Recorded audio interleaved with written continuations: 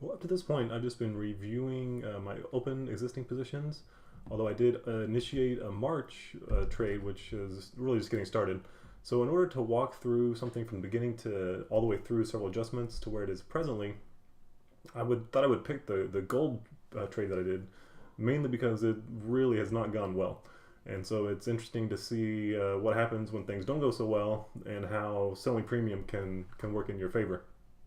So as I've mentioned in the past, my underlying thesis was this 1200 level would hold as a support, and so we came down and tested it here on November 18th, and it rallied.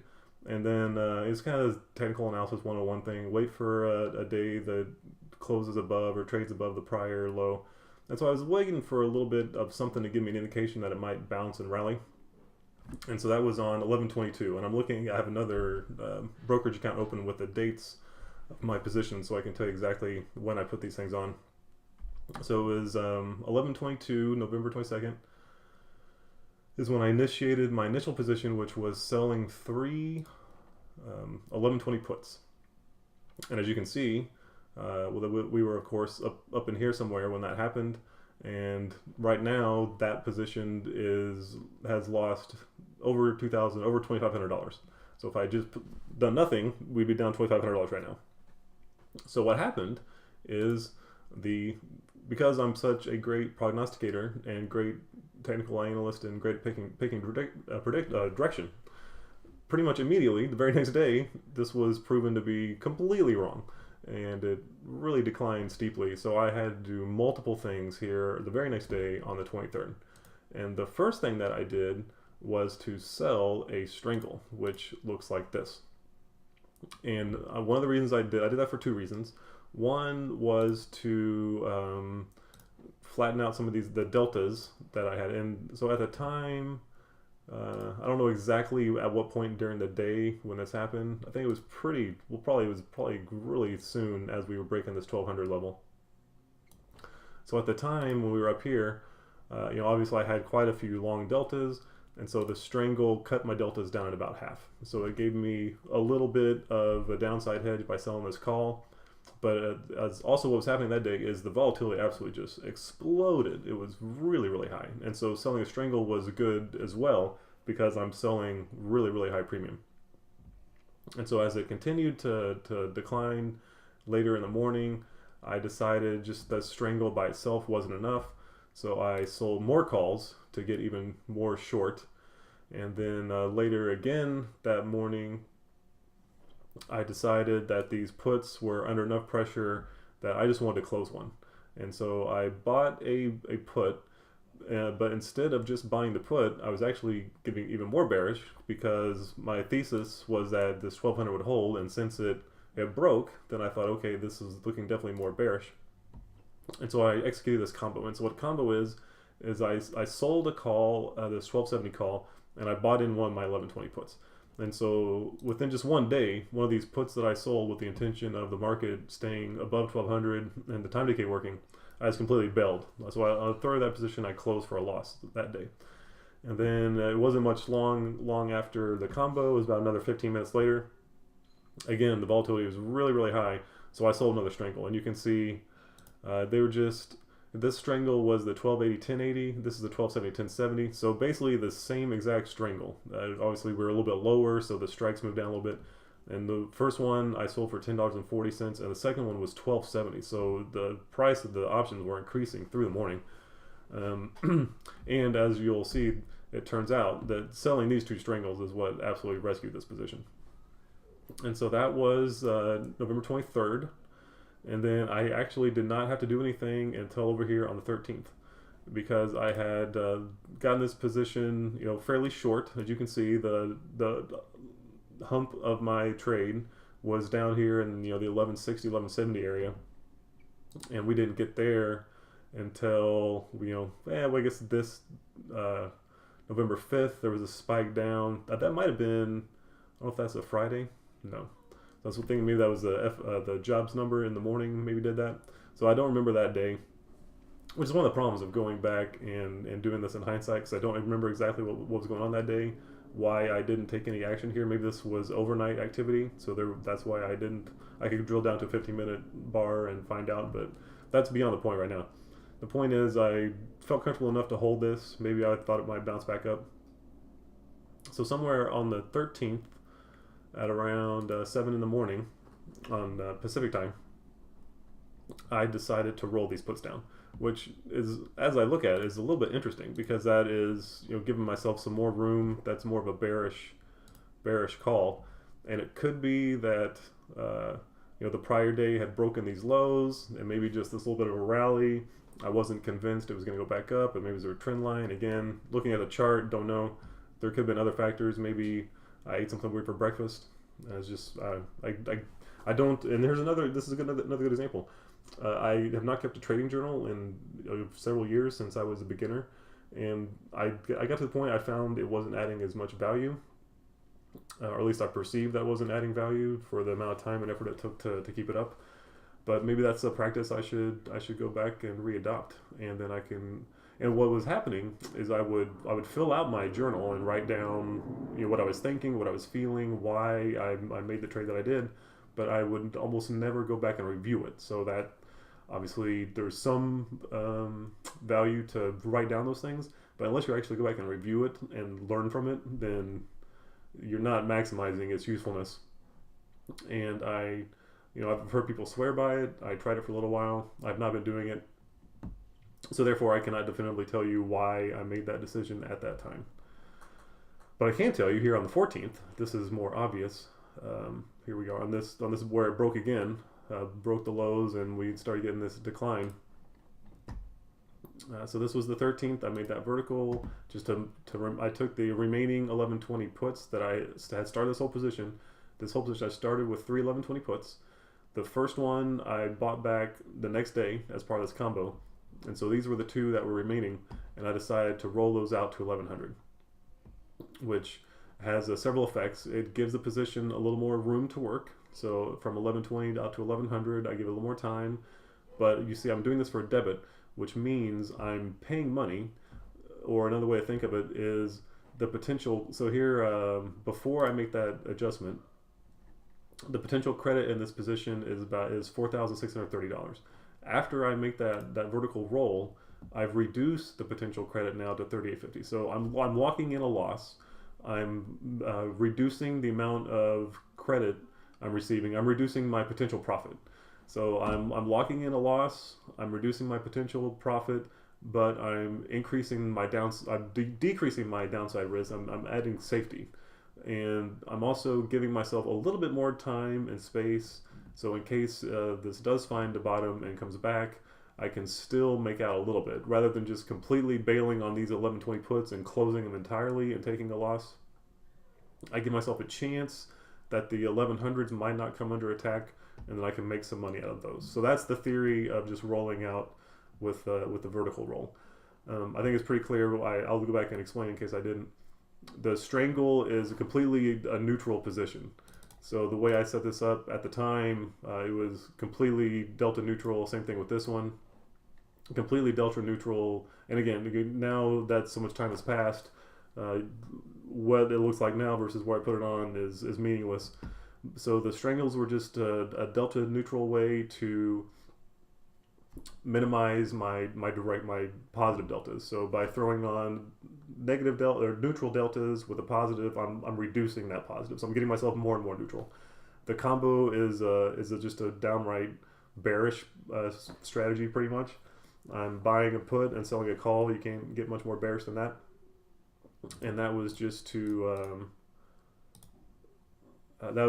defend against the downside, because once 1200 broke, I suspected that there'd be more downside. And of course, selling calls on the opposite side, the same thing, just giving me short deltas. So this vertical roll was done on the 13th, which is this bar, this bigger bar here.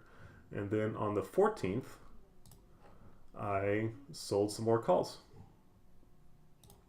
to get this position even more short, because this just continued to decline and continued to decline. And so that was here. Yeah, here's the 13th vertical roll. 14th we break to the newer lows. So I sell more calls to get to sell more short deltas to keep myself in this position. Again, my strategy is not to have to touch this. I'm trying to defend this 1100. So I really want this 1100 to hold. I'm trying to keep this put on and let it burn out its theta. And as long as it doesn't get under attack, I'm going to hold it. And one way to defend it is to sell the calls on the opposite side. The downside to selling more calls, as you can see, I started selling calls up here, and I'm getting closer and closer. The downside to selling the calls closer and closer to the current price is the big reversal can get these calls in a lot of trouble. And so on the 14th, when I sold those calls, the current price was somewhere around 1150 or so, we'll say. So at that point we were down here. And so again, you can see I pretty much had neutralized the position a little bit, but now even though it looks more and more bearish, I'm not leaning short anymore. I guess my thinking at that point is it's been down so much it's due for, if not a complete reversal, at least some sideways consolidation before the downtrend continues. And so then the very next day, on the 15th, once again it breaks the lows and it's looking pretty bearish. So I took more action and I sold even more calls. And I sold a call vertical. And that's another point I won't get into here. It could be a good discussion at another time. Is the width of the call verticals, how I chose to make this 10 point. This one I made. Actually, I can tell you why I did this. Sorry, this confused me for a second. So what this vertical is the fact that these initial 1280 calls on the strangle and 1270 calls, they had decayed down to pretty much nothing. And so what I did here is this 1280 call here, I'm buying those back in for really cheap. And I'm selling more 1180 calls. So it's essentially I'm closing the 1270 calls because they had decayed down to probably 50 cents or so. And since I'm losing some of my downside deltas, my negative deltas, by taking that call off, I added more by selling yet another call even closer to the money. So it's just leaning more short deltas as gold continues to decline. And that was done on the 15th. And then we had a rally a couple of days later over the weekend. So Monday morning, as we came down and rallied back up towards the middle of my position, I decided to take some profits. So this 1280 call, you can see at this point, was down to 70 cents. So I'm sorry, this 1270, when I closed this, it probably wasn't 50 cents. Maybe it was $1 or $1.50. It was to the point where I thought there was so little juice left.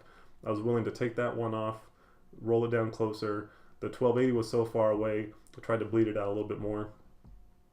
And so the net effect of what I did is, as we rallied back up over the weekend, I decided to take off one of the 1070 puts just to give myself less downside risk, and then close these 1280 calls because there's really not much left in those at all at 70 cents.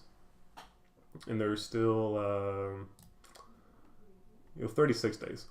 So there's no reason to hold this, at least my style of trading, my style of thinking, there's no reason to hold these 1280 calls to try to make 70 cents over the next 36 days. Because gold could absolutely just make a V bottom and could be up here at 1240, 1260 in a huge hurry. And what I could buy back here for 70 cents could be easily $7 and then more. So it, to me, is absolutely not worth that risk to try to just hold on to these and expire them. And so this last two trades, we're just taking profits and reducing risk. And so this is my total, everything I've done, and this is the current price today, and this is an accurate P&L. So this is pretty remarkable that what started as a bullish thesis and getting in here on this day on the 22nd, and we've had since that time, what is our total? It's not complete top to bottom, but it's been about a 7% decline. So there's been about a 7% decline. There's been a 7% decline since I had a bullish theory and started out by selling the 1120 puts, and we pretty much almost touched this 1120 strike. So from the time that I initiated this, being completely wrong, and not just wrong eventually, the next day, wrong immediately wrong the very next day. At no point was this trade ever a winner, where these puts never made me a cent. Just completely underwater, absolutely from the get-go, all the way down. Obviously I got somewhat aggressive selling calls and having the combo and getting myself some short deltas to catch this, but on these 2 days I can tell you I was not leaning that short, and especially here on the 15th, I was feeling a little bit of pain. And this goes to show you, just a few sideways days and this little bit of rally and some of the volatility coming out of this, and the fact that I was able to sell these strangles at such a ridiculous, highly priced when the volatility was really high, because the volatility just absolutely sucked out of these. So these two strangles, and then being a little bit more aggressive, leaning this to the downside after 1200 broke, is what has absolutely saved this position. And as another thing I mentioned yesterday is the fact that unlike equities, where there's a put skew to the downside, you get a lot of juice on the put side and almost nothing on the call side. Gold and other commodities, oil especially, bonds can, but a lot of commodities, you'll get action on both sides. And actually that's true of corn and soybeans, which I've tried to trade in the past, but the markets are too thin and the margins or the bid-ask spread is too wide, so I've avoided those. Or the euro, the 6E euro futures, you can get some good premium on the call side as well as the put side. And obviously that also saved this position a lot, because I can get some juice out of these calls that I'm selling to give myself some downside protection. So that is the blow by blow of how this position came to be. Unfortunately, like I said, I can't give you exactly my rationale at the moment, those days when I made these decisions, what I was thinking, what I was feeling, why I did it, because I don't have that information. I don't remember, and I don't take notes. But I think it's fairly understandable how everything progressed and where we are now. And now, like so many of my other positions, a little bit of a waiting game.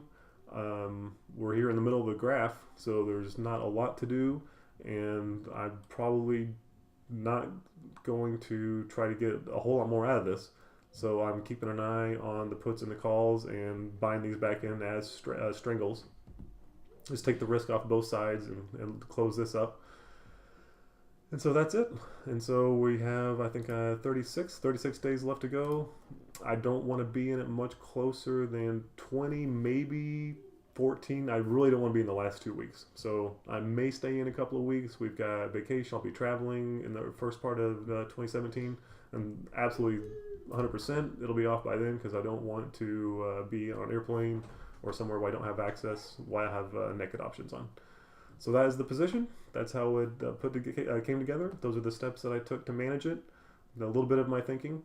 And amazingly, despite being completely wrong, with a little bit of aggressive management and selling some premium at decent times, we're actually making some money out of this position. So this is what I absolutely love about selling options. This is what I love, that you can be wrong, you can stick with a trade, and because of the option decay, you can still come out a winner. Now, it's possible that if we had bought a futures contract and then realized that it wasn't working and then flipped our position, maybe we would have lost 10 points here and we could have made 60 points here. So overall, maybe made 50. Maybe we'd be up $5,000 if we had bought a contract and then flipped a contract.